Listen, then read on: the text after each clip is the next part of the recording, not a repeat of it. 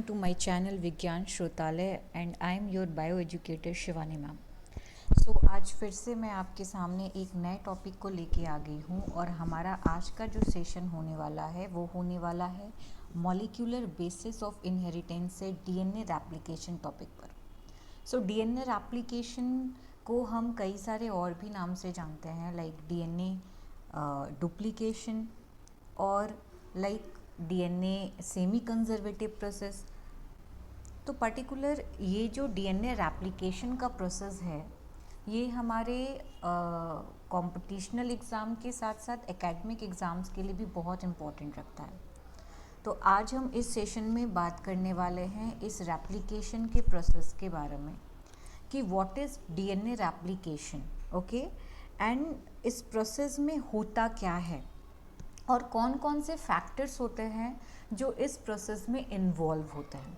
Okay, so start करते हैं, ज़्यादा टाइम ना लेते हुए अपने सेशन की तरफ मूव करते हैं। और मूव करने से पहले, स्टार्ट करने से पहले मैं आप सभी से यही रिक्वेस्ट करूँगी कि आपको अगर मेरा सेशन, मेरे लेक्चर वीडियो पसंद आते हैं और समझ में आते हैं तो आप मेरे चैनल को लाइक, सब्सक्राइब, शेयर ज़रूर करिएगा। मैं बहुत ज़्यादा अपने चैनल को एक तरीके से कह सकते हैं हाईलाइट नहीं करती हूँ।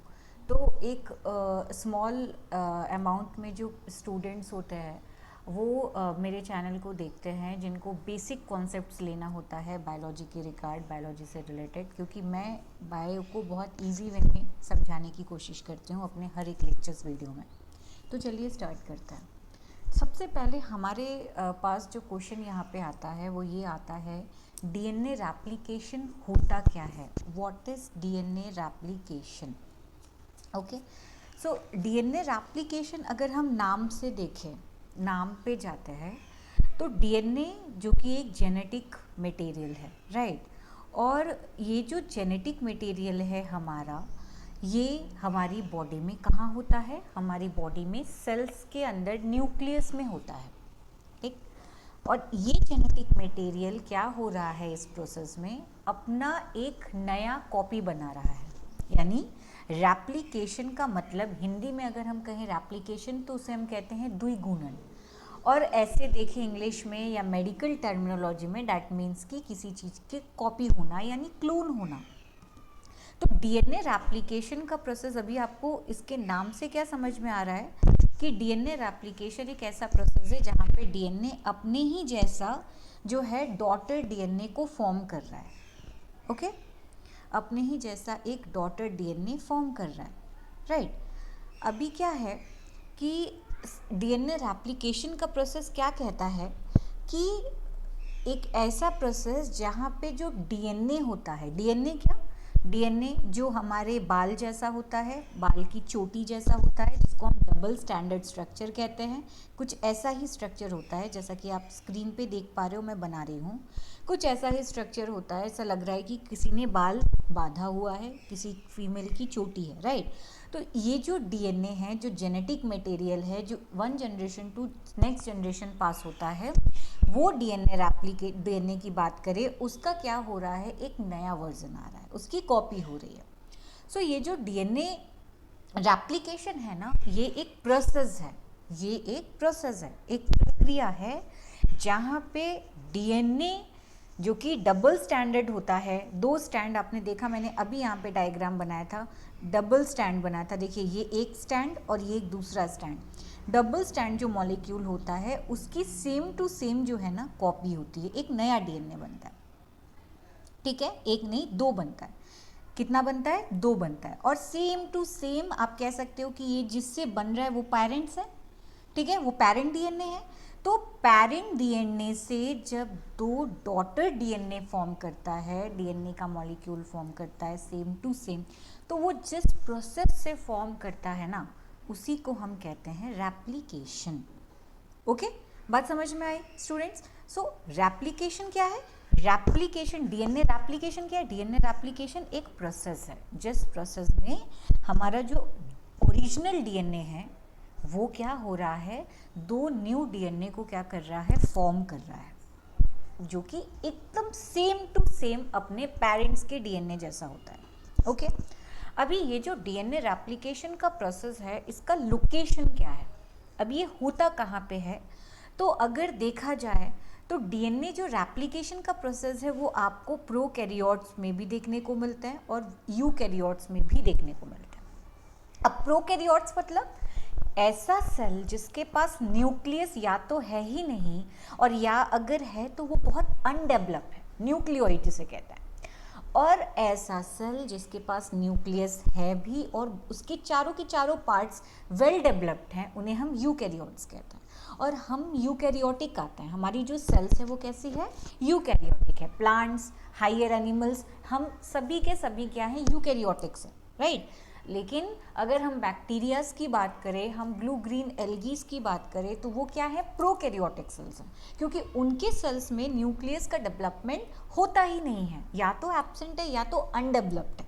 ओके, सो यहाँ पे अगर देखा जाए कि डीएनए रेप्लिकेशन जो है प्रोकैरियोट्स में कहाँ पर होता है ये प्रोसेस, और हमारे बॉडी में यानी आपके हायर प्लांट्स एनिमल्स में कहाँ पे होता है, यूकैरियोट्स में कहाँ पे होता है।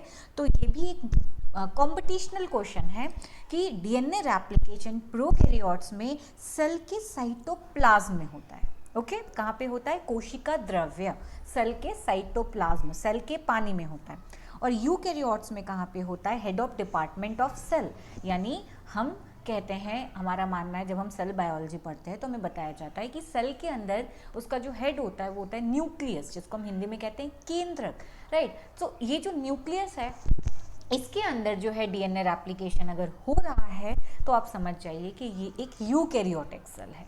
और अगर ऐसा नहीं है, न्यूक्लियस में नहीं है, साइटोप्लाज्म में हो रहा है, तो वो हमारा क्या हो गया? Prokaryotic cell. ओके, सो ये हम बात कर रहे थे डीएनए रेप्लिकेशन की, कि डीएनए रेप्लिकेशन होता क्या है और डीएनए रेप्लिकेशन का जो ये प्रोसेस है ये कहाँ पर होता है। ठीक है, आगे बढ़ते हैं। तो अब क्या है कि ये जो हमारा जो सेशन है, या आगे बढ़ने से पहले मैं आपको कुछ बेसिक डीएनए का जो स्ट्रक्चर होता है उसके बारे में बताना चाहूँगी।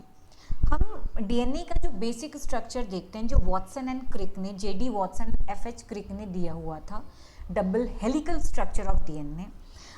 वो स्ट्रक्चर क्या कहता है कि हमारा जो डीएनए है ना वो मेनली 3 चीज़ से बना है। ठीक है, एक हमारा शुगर, पेंटोज शुगर, एक नाइट्रोजनस बेस और एक फॉस्फेट ग्रुप। ठीक, ये 3 चीज़ हमारे डीएनए का एक तरीके से कह सकते हैं बैकबोन है, जिससे डीएनए बना होता है। अब पर्टिकुलर ये जो नाइट्रोजनस बेस आप देखते हो, ये 2 टाइप्स का होता है। एक होता है आपका प्यूरिन और एक होता है आपका पैरामिडिन। प्यूरिन भी 2 टाइप्स के होते हैं, adenine and guanine. Pyrimidine 3 types के होते हैं, थाइमिन, साइटोसिन और यूरेसिल। लेकिन अगर हम डीएनए की बात करते हैं तो यहाँ पे एक नाइट्रोजनस बेस आपको एब्सेंट देखने को मिलता है, वो है आपका क्या? वो आप देख सकते हो बॉन्डिंग में, क्योंकि एडिनिन बॉन्ड करता है थाइमिन के साथ डबल बॉन्ड के साथ, और ग्वानिन किसके साथ करता है? साइटोसिन के साथ। तो हमारे पास बचा क्या? यूरेसिल। तो डीएनए में यूरेसिल जैसा नाइट्रोजनस बेस नहीं पाया जाता, जो कि आरएनए में पाया जाता है। तो जो डीएनए को आरएनए से अलग करता है, ये एक मेन फैक्टर हो जाता है जो आप डिफरेंशिएट में लिखते भी हो, राइट।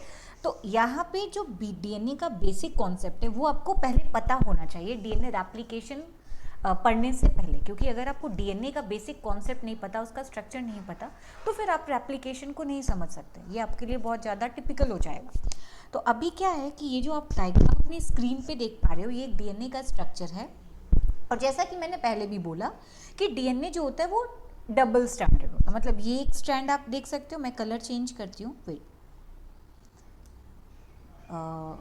हाँ, ये आप एक स्ट्रैंड देख सकते हैं और ये आप एक स्ट्रैंड देख सकते हैं। 2 स्ट्रैंड से बना है, डबल हेलिकल इसीलिए बोला गया।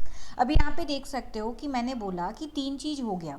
एक हमारा पेंटोज शुगर, ठीक है ना, ये शुगर फॉस्फेट बैकबोन, ठीक है, और इसके अलावा नाइट्रोजनस बेस। तो अभी क्या है कि डीएनए में क्या मैंने बोला कि डीएनए में जो 4 नाइट्रोजनस बेस होता है, एडिनिन, ग्वानिन, थाइमिन और साइटोसिन, राइट। अभी क्या है कि एडिनिन जो है उसका थाइमिन के साथ बहुत अटैचमेंट होता है, और ग्वानिन का जो है वो साइटोसिन के साथ बहुत अटैचमेंट होता है। तो एडिनिन जो है वो ग्वानिन के साथ जुड़ा होता है। अब एडेनिन जो है वो थाइमिन के साथ जुड़ा होता है। अब एडेनिन थाइमिन के साथ डबल बॉन्ड से जुड़ा होता है और ग्वानिन साइटोसिन के साथ ट्रिपल बॉन्ड से जुड़ा होता है। बात समझ में आ रही है? तो यहाँ पे आप देख सकते हैं कि जहाँ जहाँ पे एडेनिन है ना, वहाँ पे उसके सामने थाइमिन बैठा हुआ है, और जहाँ जहाँ पे ग्वानिन है वहाँ पे उसके सामने साइटोसिन बैठा है। ओके, तो इसे हम बेस पेयर कहेंगे, राइट। अभी ये देख सकते हो कि थाइमिन और ग्वानिन के बीच में जो बॉन्डिंग है वो डबल बॉन्ड है, और ग्वानिन और साइटोसिन के बीच में जो बॉन्ड है वो ट्रिपल बॉन्ड है। तो ऑब्वियसली जहाँ पे बॉन्ड हाइड्रोजन बॉन्ड ज़्यादा होंगे वहाँ पे क्या आप देख सकते हैं, उनका जो रिलेशन है वो बहुत ज़्यादा स्ट्रॉन्ग होगा। ओके, तो अभी एडेनिन और थाइमिन, अगर हम ग्वानिन और साइटोसिन का कंपैरिजन करें तो एडेनिन और थाइमिन जो है ग्वानिन और साइटोसिन के कंपैरिजन में उनका जो रिलेशन है वो क्या है, वीक है, क्योंकि उनके पास हाइड्रोजन बॉन्ड कितने हैं, 2 है। ओके, और ग्वानिन और साइटोसिन के पास हाइड्रोजन बॉन्ड कितने हैं, 3 है।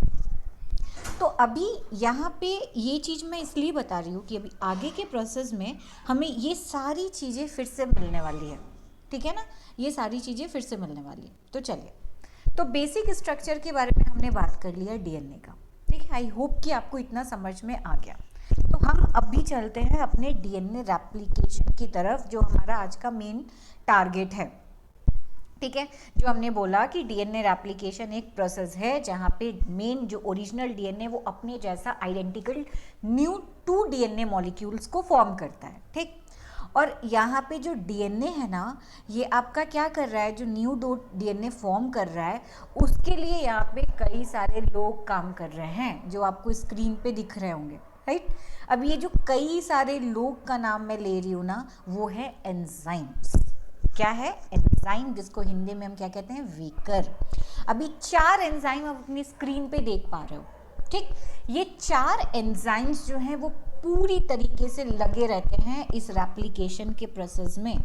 अब ये 4 एंजाइम का नाम क्या है, तो इन 4 एंजाइम के नाम है, एक है डीएनए पॉलीमरेज, एक है प्राइमेज, एक है लाइगेज और एक है हेलिकेज। आप एज यूजुअल आपको पता ही है कि नाम के पीछे एज का आना बताता है, साइन देता है कि वो एक तरीके का एंजाइम। ओके, सो यहाँ पे 4 तरीके के एंजाइम्स काम कर रहे हैं डीएनए रेप्लिकेशन के प्रोसेस में, और वो 4 एंजाइम्स के नाम आपको बहुत अच्छे से पता होने चाहिए।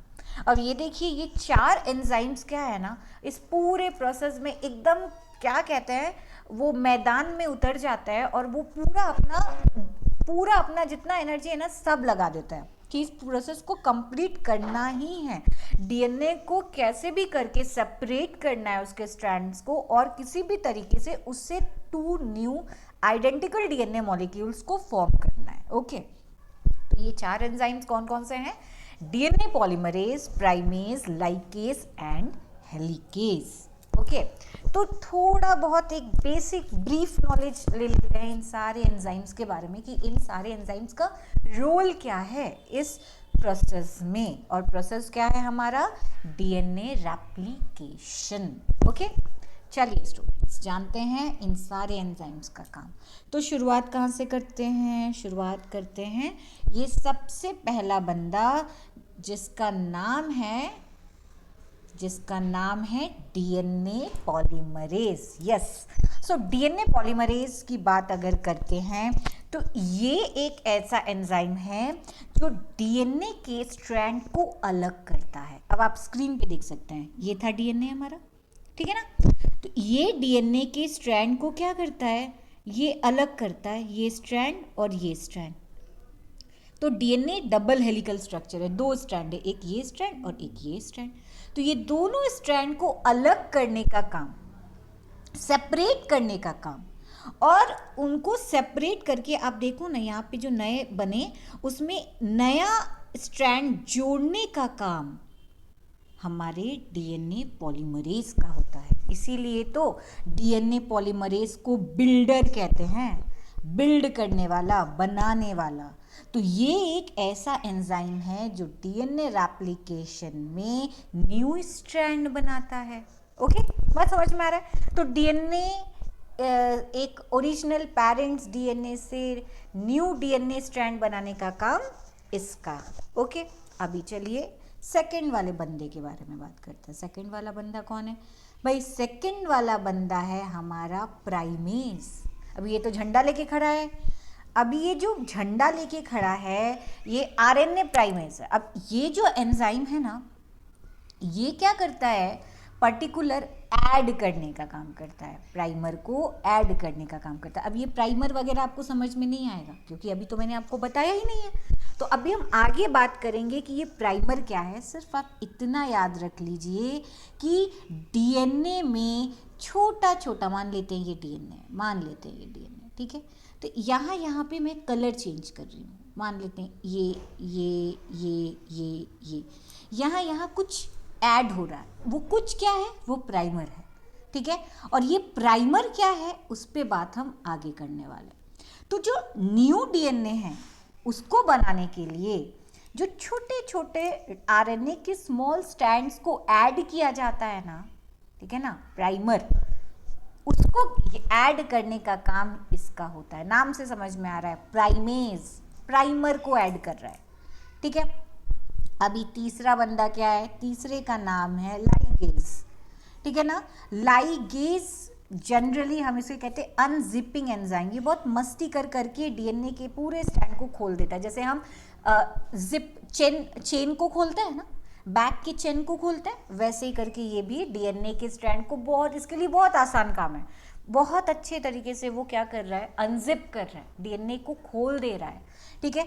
तो अभी ये जो एंजाइम है जिसको अनजिपिंग एंजाइम कहते हैं, जिसका नाम है हेलिकेज। मैं थोड़ा सा ऑपोजिट बोल गई, लाइगेज नहीं, हेलिकेज, उसका नाम है हेलिकेज। ओके, तो ये जो हेलिकेज है जिसको हम अनजिपिंग एंजाइम कहते हैं ना, ये डीएनए को दोनों स्टैंड एकदम डीएनए को खोल देता है। उसका डीएनए का दोनों स्टैंड एकदम अलग अलग हो जाता है, ठीक है। सबसे पहले काम इसी का आपको नजर आएगा डीएनए रेप्लिकेशन के प्रोसेस में। किसका नजर आएगा? हेलिकेज एंजाइम का। ओके, अभी नेक्स्ट लास्ट में बच्चा हमारे पास कौन? लास्ट में बच्चा लाइगेज। अभी ये लाइगेज क्या करता है? लाइगेज जिसको हम कहते हैं ग्लू, गम, मॉलिक्यूलर गम, मतलब ये क्या करता है? जोड़ने का काम करता है, ऐड करने का काम करता है, ठीक है। तो ये जनरली न्यू डीएनए मॉलिक्यूल्स में कुछ फ्रैगमेंट्स को ऐड करता है, और वो फ्रैगमेंट्स है ओकाजाकी फ्रैगमेंट्स। अभी ये भी नया है आपके लिए कि अरे भाई ये इतना टफ वर्ड कहाँ से आ गया, ओकाजाकी क्या होता है, तो वो भी हम बाद में बात करेंगे। और मुझे एकदम बहुत अच्छे से पता है कि, और मैं श्योर हूँ कि जब आप पूरा रेप्लिकेशन का प्रोसेस पढ़ लेंगे ना, तो ये सेशन कंप्लीट होने के बाद आपके लिए ओकाजाकी फ्रैगमेंट और ये डीएनए रेप्लिकेशन का प्रोसेस और रेप्लिकेशन फॉर्क बहुत हल्के में आप लोगे, मतलब बहुत इजी होने वाला है, ठीक है ना। तो चलिए, तो हम बात क्या कर रहे थे?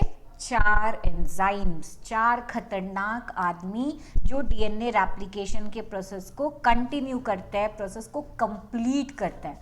और वो 4 एंजाइम्स हमारे पास हैं, DNA polymerase, primase, ligase, helicase. और हमने इनका काम भी देख लिया कि ये क्या करते हैं, ठीक। अभी क्या है कि हम बात करेंगे नेक्स्ट स्टेप्स की, और नेक्स्ट स्टेप हमारा होने वाला है, अरे ये तो ब्लैंक स्क्रीन है। अभी हम क्या बात करेंगे नेक्स्ट स्टेप में? तो नेक्स्ट स्टेप में हम बात करेंगे स्टेप्स, ठीक है ना। स्टेप्स यानी रेप्लिकेशन का जो प्रोसेस है ना, उसमें टोटल कितने स्टेप्स काम करता है?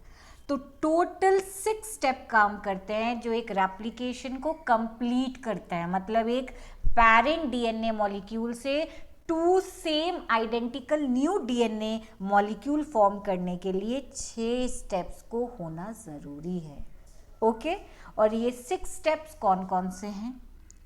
ये 6 स्टेप में सबसे पहला स्टेप है रिकॉग्निशन ऑफ ओरी। ओके, रिकॉग्निशन ऑफ ओरी, ठीक है। अभी क्या है, इसको रिकॉग्निशन ऑफ ओरी, ओरी मतलब ओरिजिन ऑफ रेप्लिकेशन। ओरी मतलब क्या? Origin of replication, right. अभी ये पहला स्टेप होता है डीएनए रेप्लिकेशन के प्रोसेस का। तो अब इसमें होता क्या है, अभी देखिए नाम का बहुत असर हो जाता है ना। नाम से ही हमें पता चल रहा है कि होने क्या वाला है। यहाँ पे किसी चीज़ का रिकॉग्नाइजेशन होने वाला है। अब वो क्या होने वाला है वो हमको पता करना है, ठीक है, कि क्या होने वाला है। तो होता क्या है कि फर्स्ट स्टेप में आपको मैंने थोड़ी देर पहले बताया हेलिकेज एंजाइम के बारे में। ऐसा एंजाइम जो डीएनए का जो वो चोटी जैसा स्ट्रक्चर है ना, वो जो डबल स्टैंड का स्ट्रक्चर है ना, उसको खोलने की ताकत रखता है। यानी उसका डबल स्टैंड अलग करने की कोशिश, मतलब कोशिश क्या, वो पूरा करता भी है, वो डीएनए के स्टैंड को अलग कर देता है। ये जो आप स्टैंड देखते हो, ये स्टैंड देख रहे हो, इसको क्या करता है, अलग कर देता है, अलग थलग करना स्टार्ट कर देता है ये, ठीक है। तो ये एंजाइम, इस एंजाइम का काम ही है कि ये क्या करेगा, अनजिपिंग करेगा, डीएनए के स्ट्रैंड को खोलेगा। मैं बार बार बता रही हूँ, बार बार एक ही चीज़ रिपीट कर रही हूँ कि इससे आपके कई तरीके के क्वेश्चन कॉम्पिटिशनल बन सकते हैं जो घुमा के पूछेंगे। तो अगर आपको बेसिक पता है ना, तो क्वेश्चन कहीं से भी बने आप बहुत अच्छे से करके आ सकते हो, ठीक है। तो अभी यहाँ पे क्वेश्चन क्या बन सकता है कि डीएनए रेप्लिकेशन के प्रोसेस में कौन सा ऐसा एंजाइम है जो डीएनए स्ट्रैंड को खोलता है, ओपन करता है, या किसी अनजिपिंग एंजाइम कहते हैं, ओके। तो आपके लिए उस वक्त बहुत आसान हो जाएगा 4 ऑप्शन में हेलिकेज को खोजना। तो हेलिकेज का पहला रोल है, ये स्टेप फर्स्ट में आपको इस एंजाइम का रोल देखने को मिलेगा। और स्टेप फर्स्ट क्या, स्टेप फर्स्ट है recognition of origin of replication. तो अभी इसमें क्या हो रहा है कि ये एंजाइम डीएनए के स्टैंड को खोल रहा है। अब बात ये आती है कि मैम डीएनए इतना बड़ा है, ये कहाँ से खोलना स्टार्ट करेगा। अभी क्या है कि हमारे साथ भी क्या होता है कि जो हम अगर घर से निकलते हैं, हमें कहीं जाना होता है और हमें शॉर्टकट पता है, तो हम शॉर्टकट लेते हैं जो हमारे लिए क्या है, ईजी है ना। वैसे जब हेलिकेज निकला काम के लिए और उसको डीएनए को खोलना था, तो उसने देखा, उसने पूरे डीएनए को देखा और उसने देखा कि डीएनए में कौन कौन सा ऐसा पॉइंट है, कौन कौन सा ऐसा रास्ता है जहाँ पे से हम डीएनए को खोल सकते हैं, है ना। ये देखिए, ये हमारा डीएनए, राइट। अभी ये हमारा है हेलिकेज। अभी ये इसको देख रहा है। अब इसने देख लिया क्या, इसने खोज लिया कहाँ कहाँ से हम कट कर सकते हैं। तो अभी ये कहाँ कहाँ से क्या देखा इसने, अभी मैं पहले ही बताई थी कि डीएनए में आपके नाइट्रोजनस बेस होते हैं, एडिनिन, ग्वानिन, थाइमिन और साइटोसिन। कुछ याद आया? तो एडिनिन बताया था थाइमिन के साथ और ग्वानिन बताया था साइटोसिन के साथ हाइड्रोजन बॉन्ड से जुड़ा होता है। कितने हाइड्रोजन बॉन्ड? ग्वानिन साइटोसिन के साथ ट्रिपल हाइड्रोजन बॉन्ड और एडिनिन थाइमिन के साथ डबल हाइड्रोजन बॉन्ड। तो अभी क्या है, मैंने ये भी बोला था कि इन दोनों के बीच का जो बॉन्ड है वो कम है। एडिनिन थाइमिन के बीच का जो हाइड्रोजन बॉन्ड है वो कम है कंपैरिजन टू ग्वानिन साइटोसिन के। तो दोनों में स्ट्रॉन्ग कौन? ग्वानिन साइटोसिन, ऑब्वियसली, क्योंकि बॉन्ड ज्यादा है, ट्रिपल बॉन्ड है। तो अभी इसने क्या किया, हेलिकेज ने क्या किया, इसने देखा जहां जहां एडिनिन थाइमिन है ना, जहां जहां एडिनिन थाइमिन वो इसका क्या है, वीक पॉइंट। वहां पे डबल बॉन्ड, वो क्या है, वीक पॉइंट। वो रीजन डीएनए का क्या है, वीक है। तो इसने एकदम दिमाग लगा लिया कि चलो अब इसी वीक पॉइंट से हम डीएनए के स्टैंड को खोलना स्टार्ट करेंगे। बात समझ में आ रहा है ना? तो यहाँ पे जहां जहां वीक पॉइंट है, जहां जहां एडिनिन और थाइमिन है, उस पर्टिकुलर एरिया को ही तो हम कहते हैं ओरिजिन ऑफ रेप्लिकेशन, ठीक है ना। उसी पर्टिकुलर एरिया को कहते हैं जो डीएनए का वीक पॉइंट है, जहां पे एडिनिन थाइमिन के साथ डबल बॉन्ड से जुड़ा है ना। और हमारा हेलिकेज एंजाइम उसी जगह पे अटैक करेगा और ये एंजाइम हाइड्रोजन बॉन्ड को यहीं से ब्रेक करना स्टार्ट करेगा। बात समझ में आ रही है? और डीएनए का स्टैंड क्या होने लगेगा? खुलने लगेगा धीरे धीरे। तो ये था हमारा फर्स्ट स्टेप। बात समझ में आ गई? फर्स्ट स्टेप क्या था? Recognition of DNA, recognition of ओरी, यानी जहां जहां पर ओरिजिन ऑफ रेप्लिकेशन ओरी है, मतलब एडेनिन थाइमिन का हाइड्रोजन बॉन्ड है, वहां वहां पर हमारा ये हेलिकेज एंजाइम रिकॉग्नाइज करेगा और डीएनए के स्ट्रैंड को खोलना स्टार्ट करेगा। बात समझ में आ गई? चलिए, अभी बात समझ में आ गई तो बहुत अच्छी बात है। नहीं समझ में आ गई तो आप वीडियो को स्टॉप करके, पॉज करके फिर से देख सकते हैं।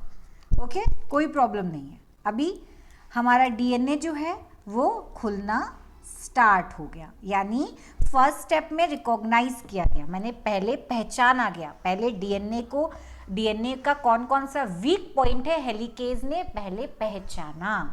और सेकंड स्टेप क्या है? Unbinding of DNA molecule, unbinding of DNA molecule, मतलब जहां जहां उसको पता चल गया ओरी प्रेजेंट है, जिस जिस पॉइंट में एडेनिन और थाइमिन है, वहां पे आप ब्रेक करना शुरू करो, यानी अनबाइंड करना शुरू किया इसने। तो ये हो गया हमारे डीएनए रेप्लिकेशन का नेक्स्ट स्टेप। ठीक, आई होप कि आपको सेकेंड स्टेप तक चीजें कॉन्सेप्ट क्लियर है। ठीक है, चलिए आगे बढ़ते हैं। थर्ड स्टेप, टोटल 6 स्टेप होता है, मैंने बताया था इस पूरे प्रोसेस में, जहां पे फाइनली एक ओरिजिनल डीएनए से 2 डीएनए मॉलिक्यूल बनता है। अभी तो प्रोसेस स्टार्ट हुआ है, नहीं? पहले प्रोसेस में खोजा गया, रिकॉग्नाइज किया गया, और दूसरे प्रोसेस में अनबाइंड कर दिया गया, खोलना स्टार्ट, उस हाइड्रोजन बॉन्ड को ब्रेक करना स्टार्ट किया गया। ठीक, अभी तीसरा स्टेप क्या है? तीसरा स्टेप है formation of leading stand and lagging stand. Okay, formation of leading stand and lagging stand, ये हमारा थर्ड स्टेप है डीएनए रेप्लिकेशन के प्रोसेस का। ओके, चल, तो अभी इसमें क्या होता है ये भी देख लेते हैं। इस प्रोसेस में क्या हो रहा है? इसमें हो रहा है कि जो डीएनए स्टैंड है ना, वो अब धीरे धीरे क्या हो रहा है? ओपन हो रहा है। और मैंने आपको एक एंजाइम का फंक्शन और बताया था पीछे, डीएनए पॉलीमरेज, याद है आपको? अभी याद नहीं है तो आप इस डायग्राम को देखिए। ये डायग्राम आपको क्या दिखाई दे रहा है कि ये हमारा डीएनए का स्टैंड, अभी ये डीएनए का स्टैंड धीरे धीरे धीरे धीरे खुल रहा है ना? खुल रहा है कि नहीं? कितने अच्छे से खुल रहा है, ऐसा लग रहा है किसी ने चेन की जिप खोल दी है ना, अनजिपिंग कर दिया। तो ये डीएनए का स्टैंड अलग होना यहाँ से स्टार्ट हो रहा है। कैसे? देखिए, यहाँ पे दोनों एक साथ थे और कैसे ये अलग होना स्टार्ट कर रहा है। तो मैंने क्या बोला था कि डीएनए पॉलीमरेज, आपको याद होगा, अगर आपको याद नहीं है तो पॉज करके आप पीछे जाके देख सकते हैं। ठीक है, तो आपको मैंने ये बोला कि डीएनए पॉलीमरेज, हेलिकेज एंजाइम का तो काम पता चल गया जो स्टार्टिंग में हुआ। अब दूसरा बंदा आया, दूसरे बंदे का नाम है डीएनए पॉलीमरेज। अब ये एंजाइम क्या करेगा? ये एंजाइम डीएनए का न्यू स्टैंड बनाएगा। ठीक है ना? जो डीएनए का न्यू स्टैंड आप देख सकते हो यहाँ पे, ये जो स्टैंड आपको बनते हुए दिख रहा है ना, ये न्यू स्टैंड बनाने का काम हमारा किसका होता है? खोलने का काम तो हेलिकेज का हो गया, लेकिन हमारा न्यू स्टैंड को बनाने का काम डीएनए पॉलीमरेज का होता है। ठीक है, डीएनए पॉलीमरेज एंजाइम का होता है। बात समझ में आ रही है? तो ये जो न्यू स्टैंड यहाँ से बन रहे हैं ना, ये जो बन रहे हैं ना, ये हमारे डीएनए पॉलीमरेज का काम है। जो नेक्स्ट स्टेप है, जो हमारा क्या है? नेक्स्ट स्टेप है। अभी देख सकते हैं आप यहाँ पे, जब फर्स्ट स्टेप हुआ, रिकॉग्निशन हुआ ओरी का, और डीएनए खुलना स्टार्ट हो गया स्टैंड, तो ये शेप आपको ऐसा फील नहीं हो रहा है कि ये वाई बना रहा है ना? ये वाई है ना? वाई, अल्फ़ाबेट का वाई। तो ये जो वाई स्ट्रक्चर आपको दिख रहा है ना, इस स्ट्रक्चर को कहा जाता है रेप्लिकेशन फोर्क। क्या कहा जाता है? रेप्लिकेशन फॉर्क, ठीक है, जो कि फर्स्ट स्टेप में हमको बनते हुए नजर आया और फर्स्ट स्टेप था रिकॉग्निशन ऑफ ओरी, क्योंकि ये तभी हो रहा है जब हमारा डीएनए क्या हो रहा है, डीएनए का स्टैंड अलग हो रहा है, तो वो कैसा है, वो वाई शेप बना रहा है ना, वाई शेप बना रहा है। तो अभी उस स्टैंड में वो तो सिंगल स्टैंड था, वो तो सिंगल स्टैंड था, अब उसमें जो न्यू ये जो स्टैंड बन रहा है, ये बनाने का काम हमारा किसका होता है? पॉलीमरेज का होता है।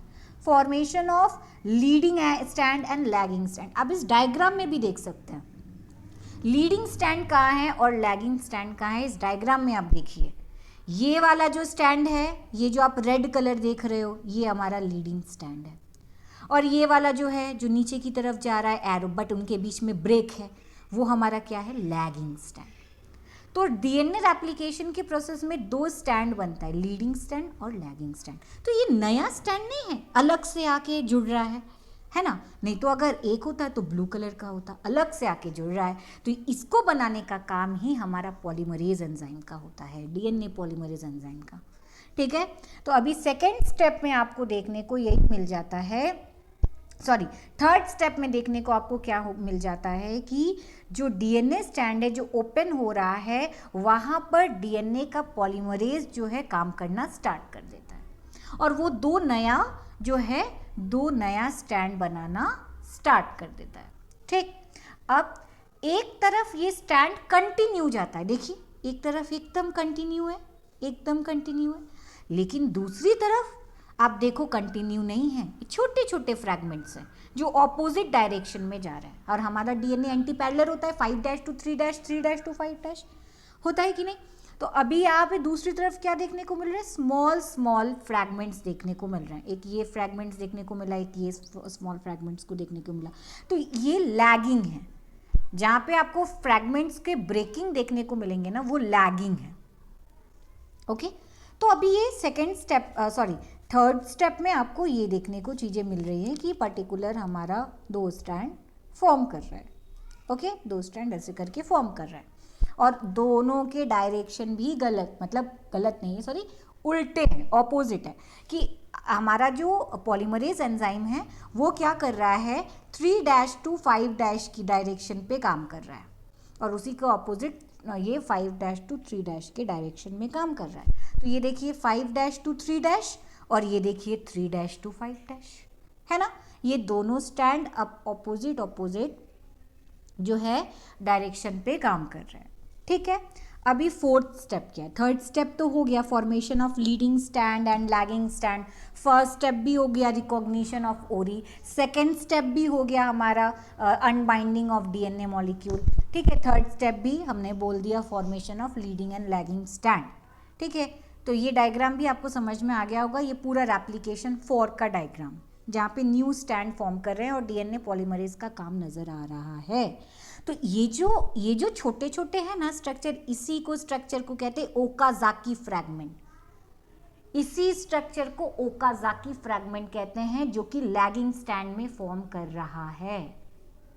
अब समझ में आ गया आप सभी को कि ओकाजाकी फ्रैगमेंट क्या है। नाम देख के डरिए मत कि अरे ये सब क्या है, कैसे याद होगा, कैसे करेंगे, नहीं, नाम जितना ही टफ है उतना ही देखिए आप पढ़ने जब बैठ रहे हो तो कितना इजी है ना। तो ये है हमारा ओकाजाकी फ्रैगमेंट, जो कि लैगिंग स्टैंड को शो कर रहा है। अब ओकाजाकी एक जापानीज साइंटिस्ट थे, उनके नाम पे उन्होंने इसको खोजा था, उन्हीं के नाम से इसका नाम रखा गया ओकाजाकी फ्रैगमेंट, ओके। तो अभी यहाँ पे ये चीज़ आपको देखने को मिल रही है मतलब पर्टिकुलर इस स्टैंड में। अभी पर्टिकुलर फोर्थ स्टेप में हम मूव करते हैं। फोर्थ स्टेप क्या है हमारा? फोर्थ स्टेप है हमारा रिमूवल ऑफ आरएनए प्राइमर। नाम से पता चल रहा है अब यहाँ पे कौन से एंजाइम का काम होगा? प्राइमेज। प्राइमर नाम से आ रहा है ना, प्राइमेज।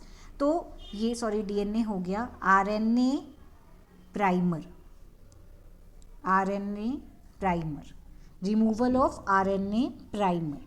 तो इस स्टेप में, फोर्थ स्टेप में आपको देखने को मिलेगा जो आरएनए प्राइमर है अब वो रिमूव होगा। क्या होगा इसमें कि दोनों स्टैंड बन गए, लैगिंग स्टैंड बन गया, लीडिंग स्टैंड बन गया। तो आरएनए प्राइमर का यहाँ पे कोई भी काम आपको नज़र नहीं आएगा। आरएनए प्राइमर का कोई भी फंक्शन आपको यहाँ पे देखने जो है, मतलब लाइक उसका फंक्शन क्या है, यहाँ पे क्या है कि वो पेरेंटल स्टैंड पर प्राइमर को ऐड करता है। कौन करता है? आरएनए प्राइमेज करता है।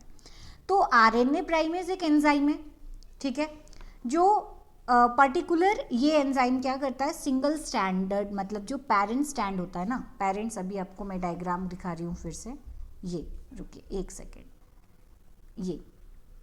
ये पेरेंट वाला डीएनए। तो आरएनए प्राइमर्स जो होता है वो क्या करता है, यहाँ पे ना जहाँ जहाँ मैं हाईलाइट कर रही हूँ वहाँ पर वो आरएनए प्राइमर को ऐड करता है।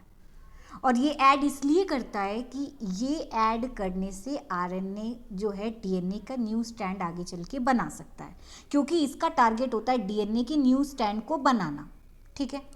तो अभी क्या है कि फोर्थ स्टेप में आपको देखने को मिला, नाम से पता चल रहा है कि रिमूवल ऑफ आरएनए प्राइमर। यहाँ पे दोनों स्टैंड जो है बन तो गए, अब वहाँ पे बन गए, तो आरएनए प्राइमर का कोई काम नजर आया क्या? आरएनए प्राइमर का यहाँ पे कोई रोल नहीं है, क्योंकि हमारा डीएनए का न्यू स्टैंड तो बन चुका है और आरएनए प्राइमर को प्राइमर्स एंजाइम ने ऐड किया था पेरेंट डीएनए में, क्योंकि उसको फ्यूचर में डीएनए स्टैंड बनाना था।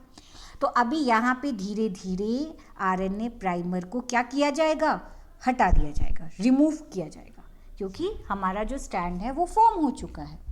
तो जहाँ जहाँ पर प्राइमर होंगे डीएनए पॉलीमरेज उसको क्या करेंगे, हटाएंगे, हटो भाई हटो, तुम्हारा काम खत्म हो गया, अब हट जाओ, और क्या करेगा, न्यू स्टैंड फॉर्म करेगा। उसकी जगह पे कुछ तो ऐड करेगा भाई, प्राइमर हटाएगा कुछ तो ऐड करेगा, वहाँ पे वो ऐड करेगा न्यूक्लियोटाइड्स को। तो आरएनए प्राइमर को हटा के वो क्या ऐड करेगा, उस पर्टिकुलर जगह पे न्यूक्लियोटाइड्स को ऐड करेगा और उससे बनाएगा न्यू स्टैंड, ठीक है। तो हमारे पास अभी तक 3 एंजाइम्स के काम एकदम क्लियर हो गए। सबसे पहले हेलिकेज का काम, जो कि अनजिपिंग कर रहा था, बॉन्ड को तोड़ रहा था, हाइड्रोजन बॉन्ड वीक पॉइंट को पकड़ रहा था, वो एडेनिन थाइमिन के हाइड्रोजन बॉन्ड को ब्रेक कर रहा था। हमको पता चल गया प्राइमेज का काम कि वो न्यू स्टैंड बनाने के लिए कि पेरेंट स्टैंड में वो छोटे छोटे आरएनए प्राइमर को ऐड करता है। पॉलीमरेज का काम था कि ये न्यू स्टैंड बनाता है, इसके लिए वो क्या करता है, प्राइमर को हटाता है और वहाँ पे न्यूक्लियोटाइड्स को ऐड करता है, राइट। हमने ये देखा, ठीक। अभी क्या है, हमारे पास एक एंजाइम बचा हुआ है, वो है लाइगेज, जो हम आगे बात करेंगे। तो फोर्थ स्टेप क्लियर हो गया, फोर्थ स्टेप हमारा पूरा क्लियर हो गया कि रिमूवल ऑफ आरएनए प्राइमर, क्योंकि न्यू स्टैंड बन चुका है। Fifth step, now fifth step पे आता है। 5वां स्टेप क्या है, proof reading and DNA replication, sorry proof reading and DNA repair, ठीक है। यानी मैं लिख भी देती हूँ, proof reading and DNA repair, ठीक है, डीएनए रिपेयर। अभी क्या है, यहाँ पे देखने को मिलेगा जो ओकाजाकी फ्रैगमेंट है के बीच बीच में आपको देखने को क्या मिलेगा कि छोटे छोटे स्मॉल गैप्स होता है, छोटे छोटे स्मॉल गैप्स होते हैं। आप देखिए ये गैप्स आपको नज़र आ रहे होंगे ओकाजाकी फ्रैगमेंट में, देखिएगा, जो कि लैगिंग स्टैंड में होता है, ठीक है। अभी यहाँ पे मैं एक और डायग्राम दिखाती हूँ, देखिए ये आपका डीएनए है, डीएनए किस तरीके से अनजिप हो रहा है, खुल रहा है, कितना अच्छा डायग्राम है ये पूरा क्लियर कर रहा है कैसे ये अनजिप हो रहा है और पूरा न्यू स्टैंड बन रहा है। ये देखिए ये न्यू स्टैंड बन रहा है, एक लीडिंग स्टैंड, एक लैगिंग स्टैंड जो है ब्रेकिंग है, इसीलिए इसको ओकाजाकी फ्रैगमेंट कह रहे हैं। तो यहाँ पे आपको क्या दिख रहा है, आपको यहाँ पे स्मॉल गैप्स दिख रहे हैं। अभी इस गैप्स को फिल करने वाला कौन, अभी इसका काम नज़र आएगा आपको एक पर्टिकुलर एंजाइम का जिसका नाम है डीएनए लाइगेज। डीएनए लाइगेज क्या करेगा, यहाँ पे आपको ये देखने को मिलेगा कि डीएनए लाइगेज फॉस्फोडाइस्टर के थ्रू इस ओकाज़ाकी फ्रैगमेंट्स को क्या कर देता है, जोड़ देता है। बात समझ में आ रहा है? इसीलिए लाइगेज को गम कहते हैं, ग्लू कहते हैं, गोंद। तो ये क्या कर रहा है, इन गैप्स को फील कर रहा है, ओकाज़ाकी फ्रैगमेंट्स के गैप्स को फील कर रहा है। और गैप्स को फील करने के लिए ये क्या यूज कर रहा है, यूज कर रहा है फॉस्फोडाइस्टर। ठीक, उसके थ्रू ओकाज़ाकी फ्रैगमेंट को ये जोड़ रहा है। अब ये जब जोड़ देगा तो डीएनए का स्टैंड बन जाएगा। डीएनए के 2 न्यू स्टैंड बन गए, और न्यू स्टैंड जब बन जाएंगे तो इस प्रोसेस को डीएनए पॉलीमरेज चेक करेगा कि जो प्रोसेस है वो सही से हो रहा है ना, कहीं पे कोई दिक्कत तो नहीं है, ठीक तरीके से वो स्टैंड बना तो रहा है ना, ये सब भी चेक करेगा वो। ठीक है, कहीं पे न्यूक्लियोटाइड्स ठीक से ऐड नहीं है तो उसको ऐड करेगा। ये चेक करने का काम भी डीएनए पॉलीमरेज का होता है। डीएनए पॉलीमरेज का काम सिर्फ प्राइमर को रिमूव करना नहीं होता, न्यू स्टैंड को फॉर्म करने के साथ, प्राइमर को रिमूव करने के साथ चेकिंग करना भी होता है। इसीलिए इस पर्टिकुलर 5th स्टेप का नाम है proof reading and DNA repair. बात समझ में आ रही है? ओके, नाउ अभी 6th स्टेप पे आते हैं, लास्ट स्टेप पे आते हैं। और 6th स्टेप हमारा कहता है formation of 2 new DNA molecule, formation of 2 new DNA molecule. ठीक है, लास्ट स्टेप। फाइनली सब चेकिंग हो गया, सब कुछ हो गया, कहीं पे ऐड करना था कर दिया, 2 न्यू डीएनए के मॉलिक्यूल फॉर्म कर गए जो सेम टू सेम अपने पेरेंट्स जैसे हैं, आइडेंटिकल है, और हमारा डीएनए का रेप्लिकेशन कंप्लीट हो गया और एक डीएनए से हमारा न्यू डीएनए फॉर्म कर गया। और यही होता है semi conservative DNA replication. Semi conservative DNA replication क्या कहता है? स्टाहल एंड मेजल्सन का कॉन्सेप्ट है ये। उनका मानना है कि डीएनए का जो पेरेंट मतलब जो ओरिजिनल डीएनए होता है उसी से same to same 2 new DNA form करता है। तो जब ओरिजिनल डीएनए से same to same new DNA form होना ही, उस प्रोसेस को ही हम सेमी कंजर्वेटिव डीएनए रेप्लिकेशन कहते हैं, का प्रोसेस कहता है, जो कि 1958 में स्टाहल एंड मिजल्सन ने प्रूव किया था। ठीक है ना, कि डीएनए के मॉलिक्यूल सेपरेट हो सकते हैं और दोनों सेपरेट से न्यू स्टैंड फॉर्म कर सकते हैं। ओके, तो ये था हमारा डीएनए रेप्लिकेशन का प्रोसेस। जाने से पहले एक बार, सेशन को स्टॉप करने से पहले एक बार फिर से मैं उन 6 स्टेप्स के नाम आपको क्लियर कर लूँ जो 6 स्टेप्स डीएनए रेप्लिकेशन के प्रोसेस को कंप्लीट करते हैं। और उन 6 स्टेप्स में से आपने 4 एंजाइम्स के नाम देखे, वो 4 एंजाइम्स के इंपॉर्टेंट रोल आपको नजर आए डीएनए रेप्लिकेशन के प्रोसेस में। हेलिकेज हो गया, लाइगेज हो गया, प्राइमेज हो गया और डीएनए पॉलीमरेज। ये चारों एंजाइम्स आपको इस पूरे डायग्राम में जो आपको अपनी स्क्रीन पे नजर आ रहा है देखने को मिल रहा है कि उनका कितना इंपॉर्टेंट रोल है एक न्यू डीएनए मतलब 2 न्यू डीएनए फॉर्म करना, डीएनए रेप्लिकेशन के स्टेप्स को कंप्लीट करना, राइट। तो वो 6 स्टेप्स में सबसे पहले हमने देखा रिकॉग्निशन ऑफ ओरी मतलब ओरिजिन ऑफ रेप्लिकेशन। सबसे पहले हमारे डीएनए के स्ट्रैंड्स को अलग करने के लिए हमारा जो पर्टिकुलर हेलिकेज एंजाइम था उसने क्या किया, जो वीक पॉइंट था डीएनए में, जो वीक हाइड्रोजन बॉन्ड्स थे, double hydrogen bond adenine and thymine, जिसे हमने बोला ओरिजिन ऑफ रेप्लिकेशन, ओरी वाले एरिया से डीएनए को खोलना स्टार्ट किया। ठीक है, जो कि फर्स्ट स्टेप था। सेकेंड स्टेप में हमने आपको बताया कि अनबाइंडिंग मतलब पहले तो रिकॉग्नाइज किया, उसको खोजा, अच्छे से रिकॉग्नाइज करने के बाद सेकेंड स्टेप में उन्होंने क्या किया, अनबाइंड करना शुरू किया। अभी थर्ड स्टेप में हमने बोला जब अनबाइंडिंग का प्रोसेस कंप्लीट हुआ तो नेक्स्ट हमने पॉलीमरेज एंजाइम के बारे में बात की, डीएनए पॉलीमरेज, जिसने क्या किया, जिसने पर्टिकुलर पेरेंट्स के एरिया में छोटे छोटे आरएनए के प्राइमर को ऐड किए और फिर आरएनए के प्राइमर को ऐड करने वाला प्राइमेज होता है, बट उस प्राइमर को अलग करने वाला, उसको निकालने वाला, वहाँ से रिमूव करने वाला पॉलीमरेज होता है। तो आरएनए पॉलीमरेज नेक्स्ट क्या कर रहा है, वो पर्टिकुलर डीएनए के स्ट्रैंड को अलग जो हो गया है उसमें एक न्यू स्ट्रैंड ऐड कर रहा है, ठीक है। और यहाँ पे जो स्ट्रक्चर आपको बनते हुए देखने को मिला था वो था वाई शेप स्ट्रक्चर, जिसे रेप्लिकेशन 4 कह रहा था। अभी थर्ड स्टेप की में formation of leading and lagging stand हमने देखा, जो न्यू स्टैंड बना रहा है डीएनए पॉलीमरेज। हमने देखा एक स्टैंड कंटिन्यू जा रहा था और एक स्टैंड जो था वो बीच बीच से ब्रेक कर रहा था, जिसे ओकाजाकी फ्रैगमेंट कह रहे थे। ओकाजाकी एक जापानीज साइंटिस्ट थे जिन्होंने इस फ्रैगमेंट को सबसे पहले डीएनए के मॉलिक्यूल्स में देखा था और उन्होंने अपने नाम पे इस फ्रैगमेंट का नाम रख लिया ओकाजाकी फ्रैगमेंट।